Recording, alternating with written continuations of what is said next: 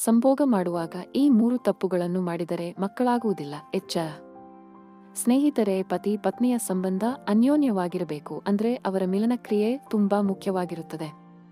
ಸಂಭೋಗ ಕ್ರಿಯೆಯಲ್ಲಿ ಅವರು ಹೇಗೆ ಭಾಗವಹಿಸುತ್ತಾರೆ, ಎಷ್ಟು ಅನ್ಯೋನ್ಯತೆಯಿಂದ ಭಾಗಿಯಾಗುತ್ತಾರೆ ಅನ್ನೋದರ ಮೇಲೆ ಅವರ ದಾಂಪತ್ಯ ಜೀವನ ಅವಲಂಬನೆಯಾಗಿರುತ್ತದೆ. ಅಷ್ಟೇ ಅಲ್ಲ, ಇದು ಮಕ್ಕಳ ವಿಷಯಕ್ಕೂ ಕೂಡ ಸಂಬಂಧಪಟ್ಟಿರುತ್ತದೆ. ಮಕ್ಕಳಾಗಬೇಕು ಅಂದ್ರೆ ಸಂಭೋಗ ಕ್ರಿಯೆ ಯಾವ ರೀತಿ ಮಾಡಬೇಕು, ಯಾವ ರೀತಿ ಸಂಭೋಗ ಕ್ರಿಯೆಯಲ್ಲಿ ಭಾಗಿಯಾದರೆ ಬೇಗ ಮಕ್ಕಳಾಗುತ್ತವೆ ಅನ್ನೋದನ್ನು ಮೊದಲು ತಿಳಿದುಕೊಳ್ಳಬೇಕು.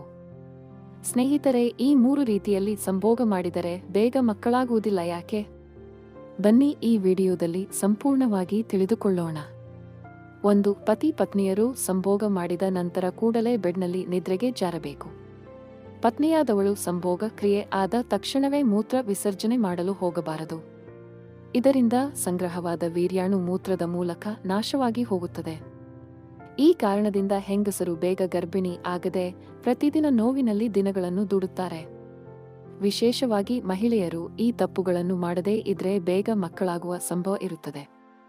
2. ಇನ್ನು ಪತಿ ಪತ್ನಿಯರು ಸಂಭೋಗ ಮಾಡುವ ಸೂಕ್ತ ಸಮಯ ಗೊತ್ತಿರದೆ ಒದ್ದಾಡುತ್ತಿರುತ್ತಾರೆ. ಮಹಿಳೆಯರಿಗೆ ಋತುಚಕ್ರ ಆದಾಗ ಯಾವುದೇ ಕಾರಣಕ್ಕೂ ಸಂಭೋಗ ಕ್ರಿಯೆಯಲ್ಲಿ ಭಾಗಿಯಾಗಬಾರದು. ನಂತರ ಋತುಚಕ್ರ ಆದ 11 ದಿನಗಳವರೆಗೆ ಸೆಕ್ಸ್ ಮಾಡಲೇಬಾರದು. ಈ ಅವಧಿಯಲ್ಲಿ ಹೆಂಗಸರಿಗೆ ಬ್ಲೀಡಿಂಗ್ ಆಗುತ್ತಿರುತ್ತದೆ. ಈ ಸಮಯದಲ್ಲಿ ಸಂಭೋಗ ಮಾಡಿದರೆ ಮಕ್ಕಳಾಗುವ ಸಂಭವ ತೀರಾ ಕಡಿಮೆ. ಇದರ ಬದಲು ಋತುಚಕ್ರ ಅವಧಿ ಮುಗಿದ ನಂತರ 10 ದಿನಗಳವರೆಗೆ ಕಾಯಿರಿ ನಂತರ ಸಂಭೋಗ ಕ್ರಿಯೆಯಲ್ಲಿ ಭಾಗಿಯಾಗಿ. 3. ಪತಿ ಪತ್ನಿಯರು ಸಂಭೋಗ ಮಾಡಿದ ನಂತರ ಮಾರನೇ ದಿನ ಮುಖ್ಯವಾಗಿ ಮಾಡುವ ತಪ್ಪು ಯಾವುದು ಆದರೆ ಸ್ನಾನ ಮಾಡದೆ ಅಡುಗೆ ಕೋಣೆಯೊಳಗೆ ಪ್ರವೇಶ ಮಾಡುವುದು. ಇದರಿಂದ ಏನಾಗುತ್ತದೆ ಅಂದ್ರೆ ಅಡುಗೆ ಕೋಣೆಯಲ್ಲಿ ಪುಟ್ಟ ಮಂದಿರ ಇರೋದ್ರಿಂದ ದೇವರಿಗೆ ಅವಮಾನ ಮಾಡಿದಂತಾಗುತ್ತದೆ ಎಂದು ಶಾಸ್ತ್ರದಲ್ಲಿ ಉಲ್ಲೇಖವಾಗಿದೆ.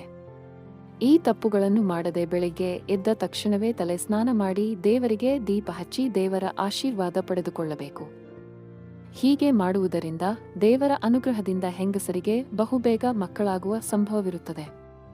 ಮಕ್ಕಳಾಗುವ ಸಮಸ್ಯೆಯಿಂದ ಬಹುಬೇಗನೆ ಹೊರಗಡೆ ಬನ್ನಿ ಅಂತ ಹೇಳುತ್ತಾ ವಿಡಿಯೋ ಮುಗಿಸ್ತಾ ಇದ್ದೀವಿ. ವಿಡಿಯೋದಲ್ಲಿನ ಮಾಹಿತಿ ನಿಮಗೆ ಇಷ್ಟ ಆಗಿದ್ರೆ ದಯವಿಟ್ಟು ವಿಡಿಯೋನ ಲೈಕ್ ಮಾಡಿ ಹಾಗೂ ನನ್ನ ಚಾನಲ್ ಅನ್ನು ಸಬ್ಸ್ಕ್ರೈಬ್ ಮಾಡಿಕೊಳ್ಳಿ. ಈ ಮಾಹಿತಿಯನ್ನು ಎಲ್ಲರಿಗೂ ತಲುಪುವಂತೆ ಶೇರ್ ಮಾಡಿ.